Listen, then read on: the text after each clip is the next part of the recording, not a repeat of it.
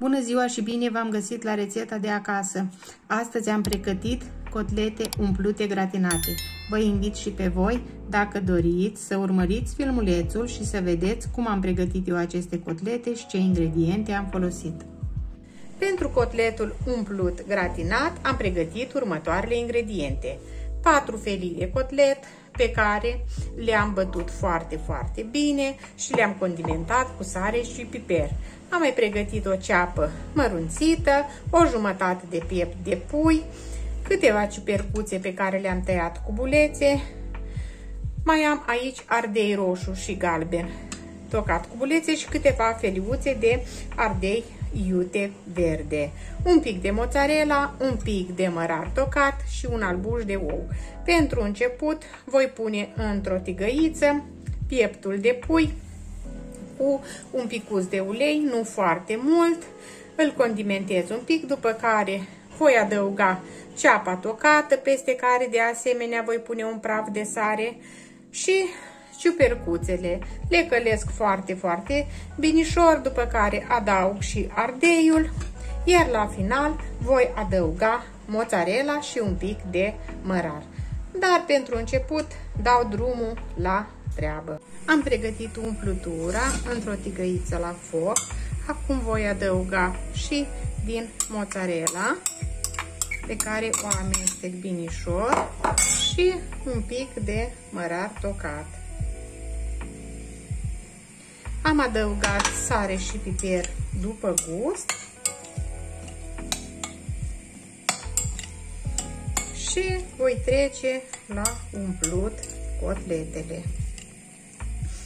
Foarte delicioasă și gustoasă această umplutură. Amestec totul foarte bine. Compoziția fiind călduță, mozzarella se va înmuia și ea de asemenea și va face o legătură foarte bună. Acum voi umple repejor cotletele. Compoziția mea arată așa. Am adăugat și un ou bătut și 2 căței de usturoi pisați.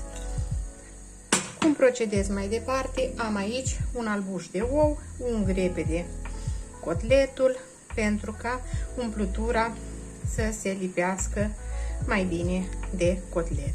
Ung doar cu albuș de ou, cotletul este condimentat cu sare și piper, compoziția este, umplutura este de asemenea foarte delicioasă și condimentată după gust cu sare și piper. Mai puteți adăuga orice fel de ingrediente doriți la umplutură. Vin și adun capetele în stânga și în dreapta, apoi îndoi frumos cotletul, care se lucrează foarte ușor pentru că este bătut foarte bine. De asemenea, l-am bătut pe tocător, peste care am pus o folie alimentară. Așa arată cotletul meu și va fi foarte delicios. Continui așa până termin toate bucățelele de cotlet.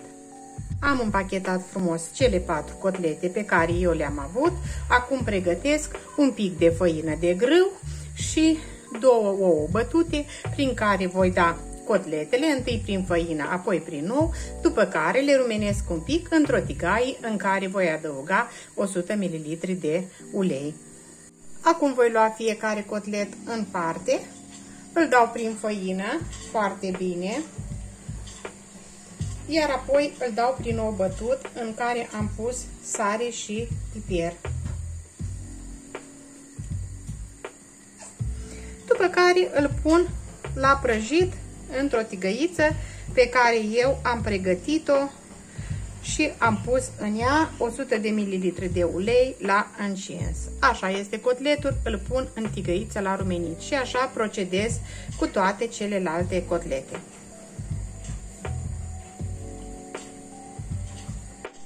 Cotletele mele umplute sunt gata, s-au prăjit foarte bine. Nu a ieșit nimic din umplutura pe care am pus-o. Acum cum voi proceda? Am aici niște cepușoară roșie pe care de asemenea am călit-o în sosul care s-a format de la prăjirea cotletelor. Miroase foarte bine și este super delicioasă.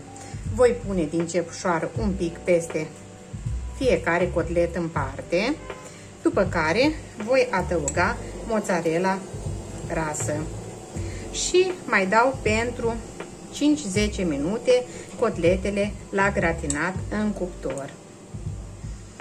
Miroase nemaipomenit, arată foarte bine și se pot mânca cu orice fel de garnitură doriți. Orez, cartofi sau pur și simplu cu o salată. Sunt nemaipomenit de delicioase și apetisante. Acum voi adăuga și din mozzarella rasă și le dau la gratinat. Nu este obligatoriu în cuptor. Dacă nu avem la îndemână, se pot pune pur și simplu și la un cuptor cu microunde pentru câteva momente. Fiecare cu dorința și opțiunea lui. O bunătate! Cotletele mele umplute, gratinate sunt gata. Sunt nemaipomenit de delicioase și foarte simplu de pregătit. Vă mulțumesc că ați vizionat împreună cu mine acest filmuleț și vă invit, dacă doriți și dacă vă plac rețetele mele, să vă abonați la canalul meu de YouTube pentru mai multe rețete delicioase de acasă.